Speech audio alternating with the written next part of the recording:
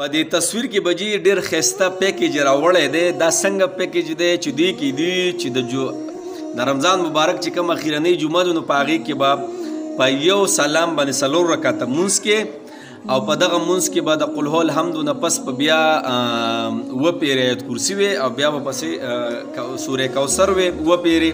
نو ډېر ښایسته پیکیج دی. مطلب یې څه چې د 200 کالو چاته قضا شوي مونځونه پاتې نو پر بس خبره ختمه. نو ډېر ښایسته پیکیج دی یاره. خو ما خو پیدا نه کوي لکه ما خو ډېر تفتیش وکړو یاره. که چاته دا معلوم وي د کتاب ګوډ چاته پته نو مهرباني وکړي موږ ته هم راسنډ کړي که نه یاره. بیا خو د مونځونو ضرورت نشته. بس بیا کو زنانه دي او کو سړي دي مطلب د روژې ته به انتظار کوو. د یو کال مونځونه دي بس 200 کاله به د چا وګوري یار. د یو کال مونځونه دي بس چې دا پکې ماپ کېږي نو دا خو ډېره ښایسته خبره ده. خو چېرې چا چې د کتاب ګوډ معلوم وي نو بیا موږ ته راولېږي ښه. نو دا ټولې منګړت خبرې دي. منګړت چې هیڅ نشته یاره. بس ثواب کی نیت سے شیئر کرو. ثواب کی نیت سے شیئر کرو. گناہ کی نیت سے شیئر کرو. دا گناہ ده. دا مه شیئر کوئ جنابو. د مونځو ماپ کېدل نشته ښه چې پلاني مونځ وکړو بس تا به ټول قضا مونځونه ماپ شي. خو چاته پاتې که نه څوک دنیا نه تلي او مونځونه پې پاتې نو د یو مونځ 140 روپۍ دي ښه. اگر که د څوک 120 نه 140 پورې مختلف خبرې اترې دي خو چې 140 ورکړي نو بس ټول یې پکې رالې. د یو مونځ کو څوک دنیا نه لاړې یا بیمارۍ حالت کې تللی یا څوک لاړې او مونځونه پې پاتې شوي دي نو د دې ماپي نشته ښه. پوه شوې په خبره.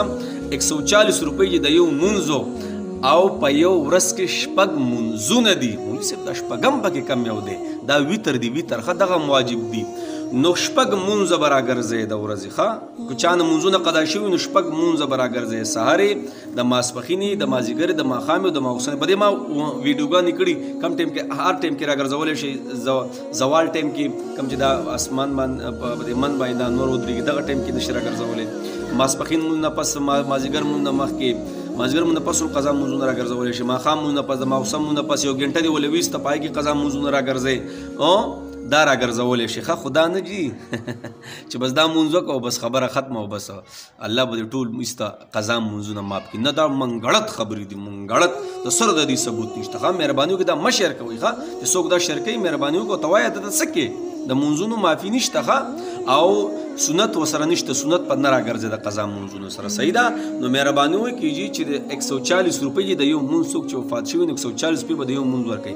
دغه شانه د روژې هم چا نه روژه قضا شوي او داسې حالت د دنیا نه لاړې نو د یوې روژې 140 روپۍ دي ښه.